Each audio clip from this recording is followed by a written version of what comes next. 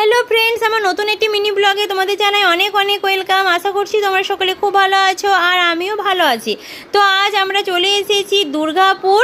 তো বাস থেকে নেমেই প্রচণ্ড খিদে পেয়েছিল, তাই একটু ইডলি আর সাম্বার খেয়ে নিলাম। খেয়ে দিয়েই চলে আসলাম স্টেশনে।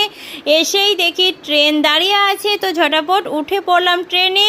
তো কয়েক ঘন্টা জার্নি করার পর ফাইনালি আমরা পৌঁছে গেলাম বর্ধমান। স্টেশন থেকে বেরিয়েই একটা টোটো ধরে চলে আসলাম বাড়িতে। তো তোমরা এতক্ষণ ধরে ভাবছো আমরা কোথায় যাচ্ছি, কেন যাচ্ছি। তো আমরা এসেছি বর্ধমান, আমার মাসির বাড়ি। তো মাসি মেসোর আজ অ্যানিভার্সারি। তো কিছুক্ষণ রেস্ট নিয়ে রাতের পার্টির জন্য আবার রেডি হয়ে গেলাম। এই দেখো আমার ফাইনাল লুক। তো চলো আমার মাসি মেসোর সাথে তোমাদের আলাপ করিয়ে দিই।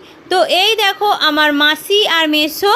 তো ওরা কেক কাটছে। মাসি কেকটা বাড়িতেই বানিয়েছে।